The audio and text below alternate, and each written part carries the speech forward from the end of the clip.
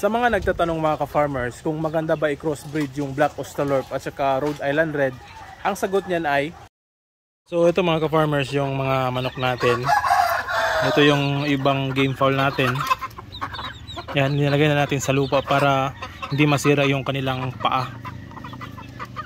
So sa mga lalaki kasi kailangan hindi straight yung kanilang mga paa. Dahil itong mga manok na ito ay panglaban, kaya ganun natin iniingatan yung kanilang mga paa. So ito naman yung mga babae natin ng mga puti, merong isang itim. Yan, malalaki na sila, magaganda ito. Ito yung mga crosses natin ng asil at saka white kelso. So yan o,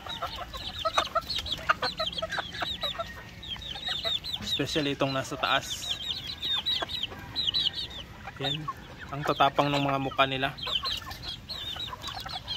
So malalaki na yan. Ito ay crosses ito ng sweater at saka asil na puti na rooster. So ito meron tayong na-produce na 4 na lalaki at 4 rin na babae. So yung mga babae hiniwalay na natin, hindi natin isinama dito, nandun pa sa kulungan o sa brooder. Ito lang yung mga lalaki na ibinaba natin sa lupa para masanay sila. Alright, ito rin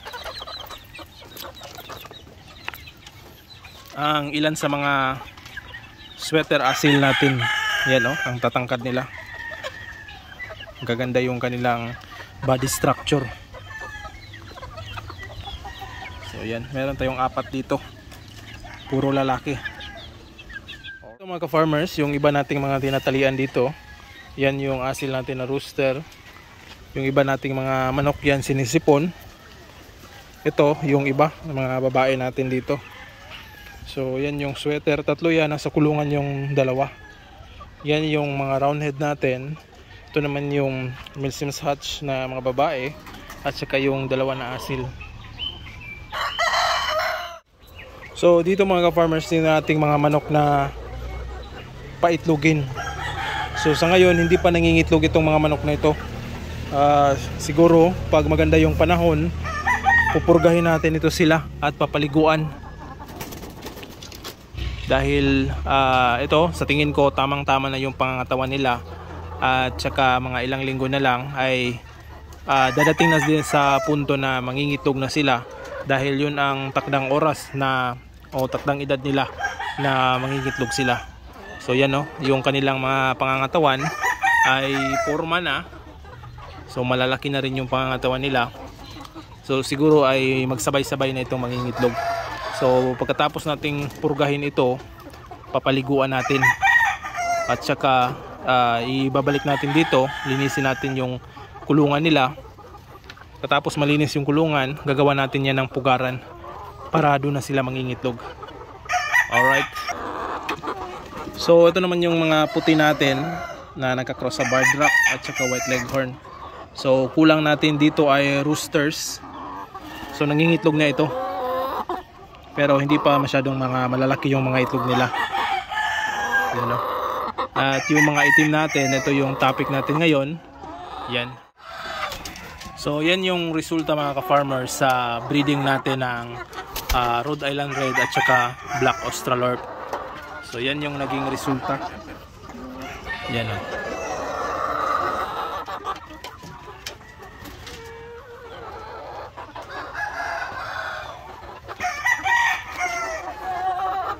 So ganyang kulay talaga lalabas yung pag na-breed natin ng Black Australorp at saka Rhode Island Red.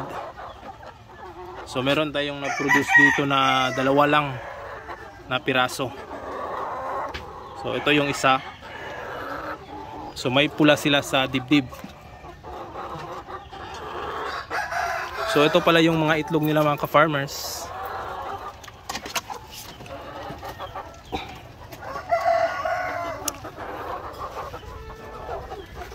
So meron pa ditong 2. So yan, 5 na yung nangingitlog sa mga inahin natin dito na puti. So baka meron na rin nangingitlog dito sa ito, yung Rhode Island, dahil isa ito sa malaking manok at maganda rin yung pangangatawan.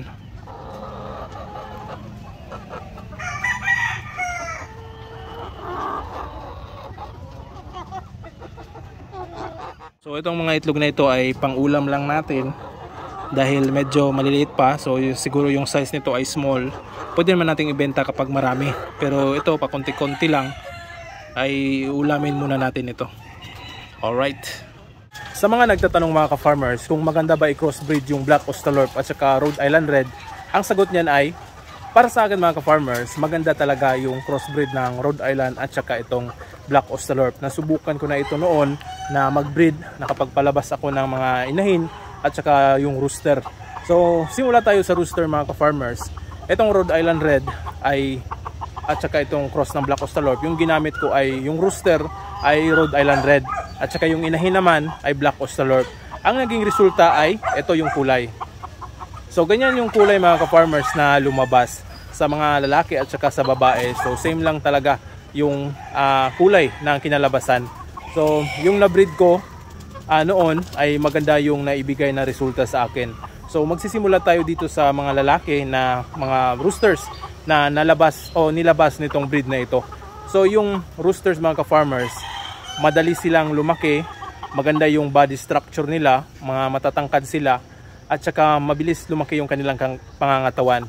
So nasabi ko na ito noon sa aking vlog na meron akong mga lalaki noon na 2 months pa lang pero tumitimbang na ito ng 1 kilo pataas. So hindi ako nakapagpalaki nito mga ka-farmers na umabot talaga sa mga 5 months or 6 months na mga roosters dahil yung mga roosters ko na 2 months pa lang ay naibenta ko agad ito dahil sa laki ng kanilang katawan, maganda yung kanilang body structure, kaya mabilis itong nabenta. So marami kasing pumupunta noon dito sa akin na bumili ng pang meat type na manok. So lahat yung breed na yon at 2 months sila, lahat na ibenta ko. So walang natira sa akin. Yung mga natira ay mga babae na mga manok. Dito naman tayo sa mga inahin mga ka-farmers. Sa mga inahin naman ay maganda din yung naging resulta. So although late maturing sila, so siguro nasa mga almost 6 months na sila na nangingitlog. Pero ayos pa rin yun, goods pa rin yun mga ka-farmers dahil hindi umabot ng 6 months, nangitlog na sila. So almost 6 months, meaning nasa mga 5.5 months old. So meron nang nagsisimulang mangitlog. So nakadepende yan sa pangangatawan nila o laki ng kanilang pangangatawan kung tamang-tama na ba ito sa pangingitlog. Dahil kung hindi natin mabigyan ng magandang pagkain yung manok natin mga ka-farmers, kagaya ng nasa 5.5 months na sila pero payat sila, ay hindi talaga sila magpuproduce agad ng itlog. So dapat nung nasa tamang pangangatawan yung mga manok natin. So yung na-produce ko, nakapag-produce ako ng 15 na mga inahing manok na Rhode Island Red nakakross sa Black Austalorp. So yung naging resulta nito sa pangingitlog, yung egg production niya napakaganda. So although yung mga itlog nila ay hindi masyadong kalakihan, pero uniform yung naibigay nila mga itlog. So nag-average lang sila ng large at merong paminsan-minsan na XL. So minsan-minsan lang yung XL mga ka-farmers, pero nag-range talaga sila sa large yung kanilang mga itlog. So magkasing laki lang talaga. So nakadepende lang sa bigat ng mga itlog. So yun ang kagandahan doon mga ka-farmers dahil yung kanilang itlog, yung size ng kanilang itlog ay uniform. So kapag nagbebenta tayo, kung nagsasizing tayo ng itlog, hindi tayo mahihirapan. At yung problema ko lang doon is dahil yung Rhode Island Red ko mga ka-farmers, ang lahi nun is medyo maliliit yung mga itlog. So kaya hindi masyadong kalakihan yung naging itlog ng mga crosses natin ng Rhode Island Red at saka yung Black Austalorp.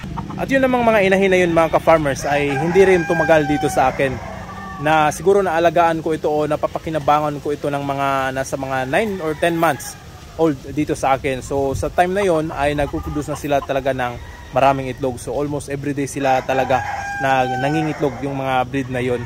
So hindi lang nagtagal dito sa akin dahil meron tayong kaibigan na bumili nito. So lahat ng mga na-produce natin ay nabili niya.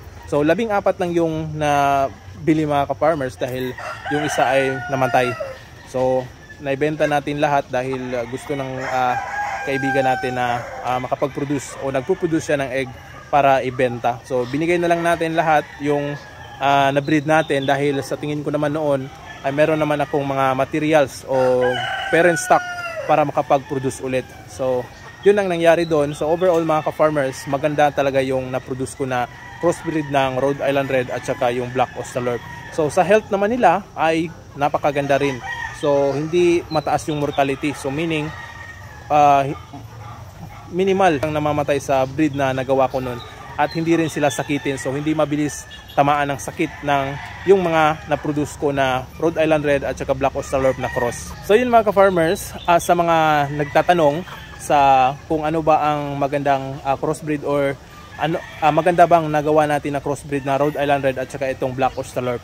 So para sa akin maganda, napaka solid yung process natin na yon. At sa mga subscribers natin dyan na nakatry na mag-breed nito, let me know sa comment section kung paano nyo ginawa at anong nangyari o maganda bang resulta sa inyong nagawa na crossbreed ng Rhode Island Red at saka Black Australorp. So yun mga ka-farmers,